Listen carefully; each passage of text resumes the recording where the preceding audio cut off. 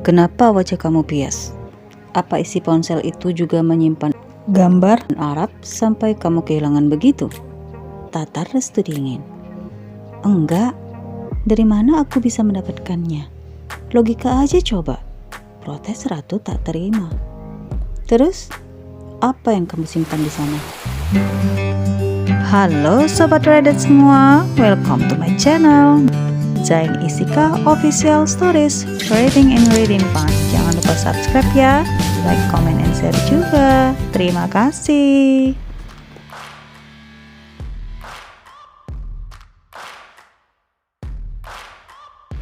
Kita sampai di part ke-51 dari cerita Penjara Hati Sang Mafia, Pergolakan Hati Ratu dan Restu. Sementara itu, ada sebuah video yang membuat Ratu khawatir besar. Wah, video apa ya? Yuk, baca kelanjutannya. Budayakan komentar yang baik saja ya. Terima kasih. Selamat membaca dan mendengarkan. Tak kehabisan akal, otak Ratu lihai menginstruksi tangannya yang sedang memegang cup berisi mie untuk menjadi jurang di antara wajahnya dan Restu. Gadis itu mencondongkan daksa sebelum melakukan itu, dan Restu langsung meringis mundur dengan tak suka diikuti tawa kemenangan dari mulut Ratu. Nurse bengal itu akhirnya segera berlari dan duduk untuk kembali menikmati pop mie kesukaannya. Kamu orang kesehatan, tapi sukanya makanan yang gak sehat. Suara Restu mencibir dengan wajah mengejek ke arah Ratu. Kamu gak tahu aja, ini penyelamat yang pas dan ringkas saat anak kos kehabisan beras, juga duit, seru Ratu percaya diri. Obat pembasmi lapar yang sudah diekspor ke berbagai negara, di sana harganya malah melambung tinggi. Ungkapan Ratu membuat Restu menarik senyum tipis syarat arti. Gadis ini seperti sedang mendiktenya. Namun anehnya, kali ini ia hanya diam saja, tak mematahkan pendapat gadis itu. Ibu temanku pernah cerita waktu ketemu pop mie di Jeddah. Saat cuaca dingin, emang enak kan makan mie di cuaca begini? Di Indonesia bisa beli murah meriah muntah, di sana jauh banget harganya. Gadis itu menyeruput kuah mie kembali. Kan lucu aja, jauh-jauh ke negara lain, yang ketemu pop mie lagi, produk negara sendiri dengan harga tinggi pula. Ratu tergelak tipis. Sementara Restu tenang mendengarkan seraya menatap penuh arti pada istrinya itu. Menurut kamu harga tinggi menentukan itu rekomen? Suara Restu seraya membuang pandang keluar. Tergantung sih, jawab gadis itu. Dalam hati Restu terkekeh sengau. Tentu saja ia tahu. Ya, lelaki pebisnis ini hafal benar. Banyak senjata yang mereka kirim dan terima ke dan dari luar negeri dengan harga tinggi tak menjamin barang itu bagus, aman untuk kalangan tertentu. Ratu, panggil Restu. Ya, ponsel kamu nanti kuberi gantinya. Mendadak gadis itu meringis tak enak. Maaf ya, nggak usah diganti deh, kembalikan aja ponselku yang lalu, ucap Ratu hati-hati. Kenapa? Kamu masih menginginkan gambar-gambar Arab yang ada di ponsel jadul itu? Sindir Restu sarkas tanpa melihat Ratu yang kini berdebar tremor seketika. Bukan begitu. Di ponsel itu bukan hanya ada dia, ada keluargaku juga di sana. Restu bergeming. Ia tahu ada gambar ayah Ratu di ponsel itu. Kamu sudah bongkar-bongkar isinya ya? Tata Ratu berdebar. Namun hanya gestur dan tatapan berjuta makna yang ada di wajah Restu membuat Ratu kian gusar. Jangan direstart ya. Suara Ratu sedikit serak dan matanya terangkat rikuh ke arah Restu sesaat. Di dalamnya ada foto ayah. itu yang aku punya. Itu berharga buatku. Ucap ratu lagi, kali ini lebih berani. Botol ayah, tapi kau juga masih berharap botol lainnya di sana, bukan? Sarkas Restu seraya meneguk kopinya. Sudah ya, jangan ingatkan aku lagi tentang dia. Kamu ini memang aneh. Kadang terkesan membela aku di depan dia, tapi di belakang kamu mengejekku. Seru ratu tak suka diikuti senyum aneh di bibir Restu. Kapan kalian kehilangan seorang ayah? Tanya Restu setelah jeda hening sesaat. Saat aku mulai kuliah, waktu itu sempat terancam berhenti di tengah jalan. Tapi pamanku melanjutkan biaya kuliahku atas wasiat ayah. Terang ratu tenang. Pamanmu? Alis Restu naik satu. Iya, ratu mengangguk. Dia sakit. Apa kabarnya sekarang? Iya, kemarin sempat sakit. Tapi kabarnya dari Rona sekarang mulai baik kan? Ratu menjawab dengan rasa heran yang besar. Bagaimana kamu tahu? Tanya ratu hati-hati, diikuti lirikan tak terbaca di mata Restu. Pria itu menggeleng singkat bersama bahu terangkat. Dia tak mencarimu. Baguslah, itu lebih baik. Ungkapan Restu membuat ratu tertegun aneh. Maksud kamu? Tanya gadis itu. Ya, paling enggak berkurang masalah. Ratu merasa tersindir karena ucapan itu. Gadis itu kini terdiam menahan dongkol. Namun, ya, Restu ada benarnya juga.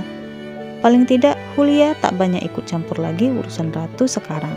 Itu lebih baik. Walaupun itu dengan selama ia masih bisa memberi uang bulanan untuk bibinya itu. Kenapa?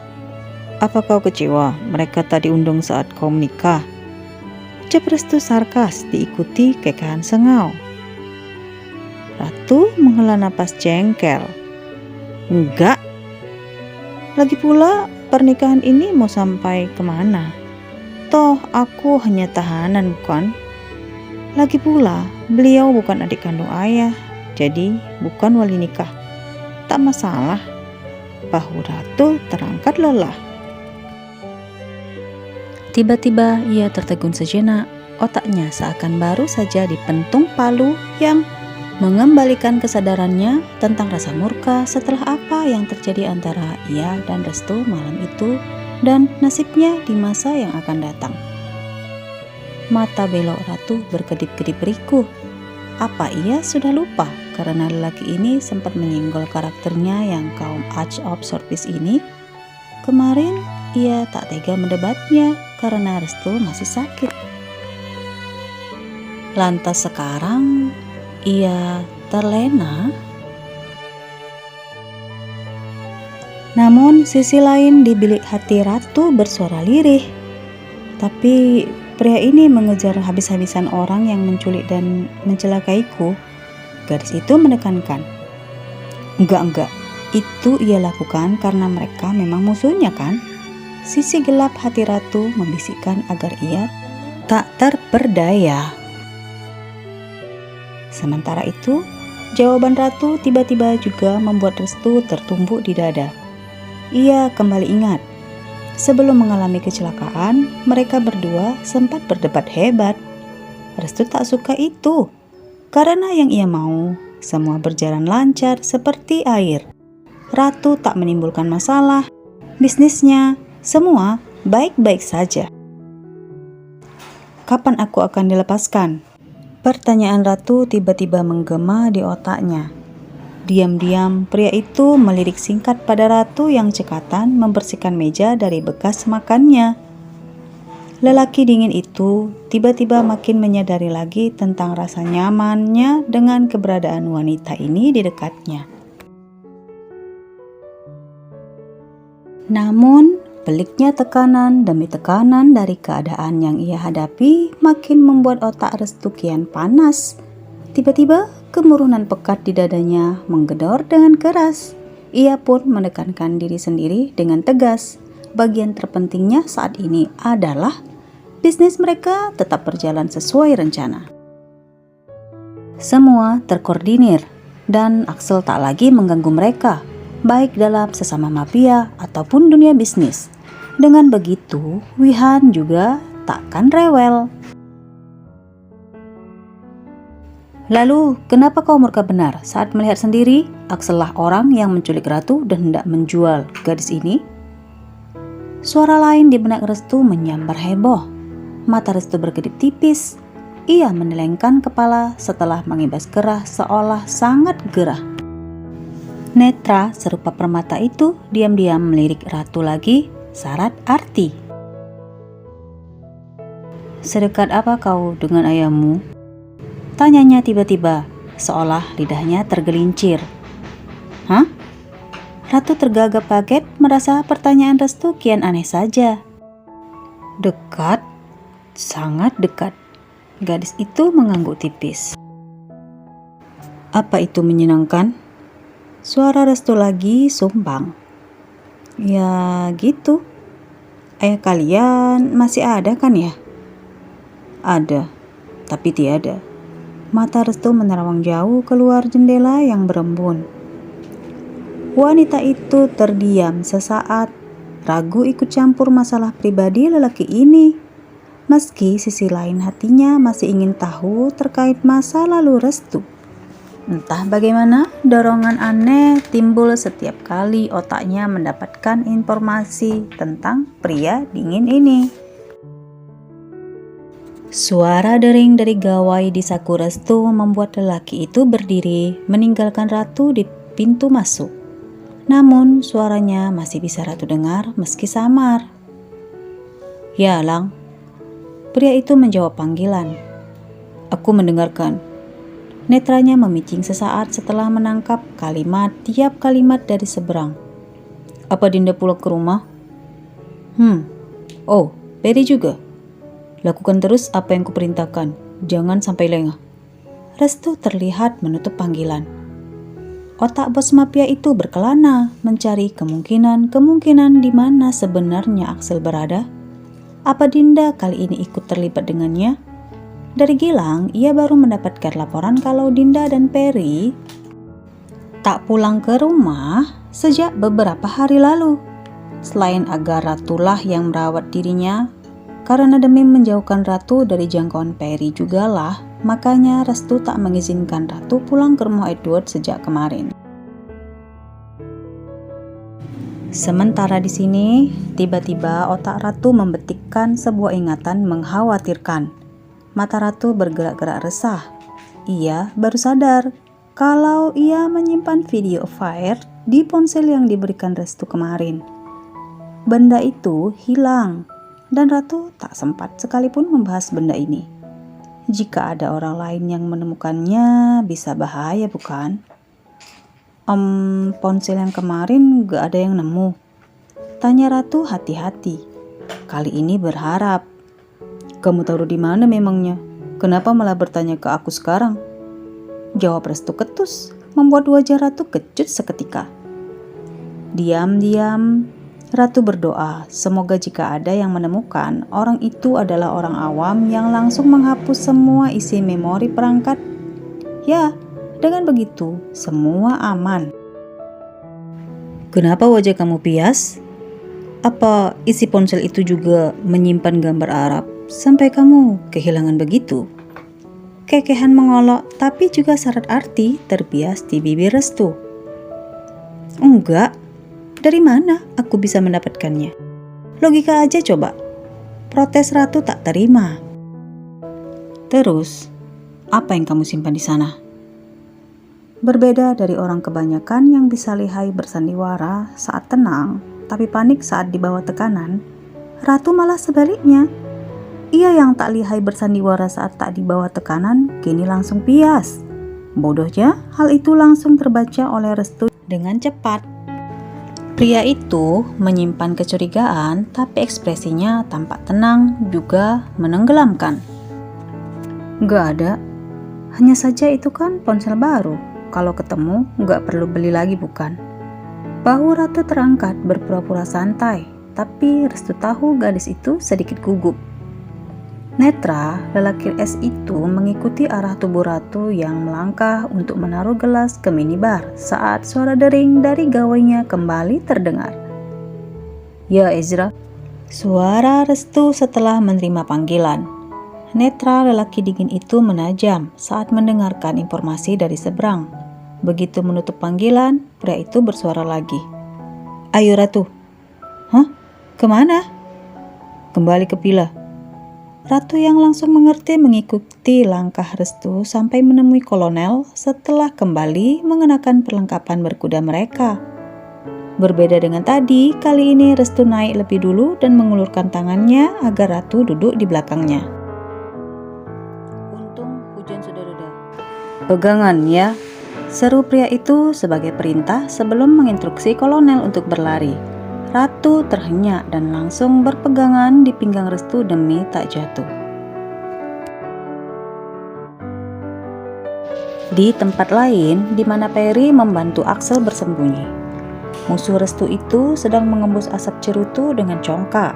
Di hadapannya ada Peri yang sedang menahan kesal dengan rahang mengetat sambil menonton video dari gawai yang ia pegang. Otaknya kian panas dan menyimpan dendam besar saat sadar benar pria dalam rekaman adalah dirinya yang sedang bersama Tina.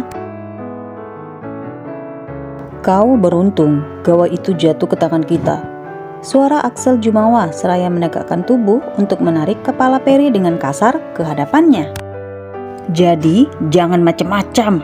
Hardik lelaki itu keras sampai Peri menahan napas. Awas saja kalau kau tak berhasil mengelabui Dinda atau kau berkhianat. Tugasmu sekarang adalah menjadi bentengku. Ayo kudaku yang tangguh, hajar lawan kita.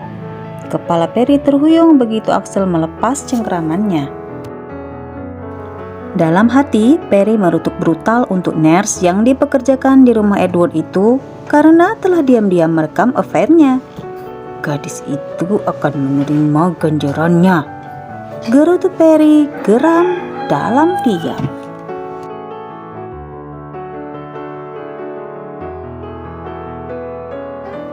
Apa yang akan terjadi selanjutnya pada Ratu?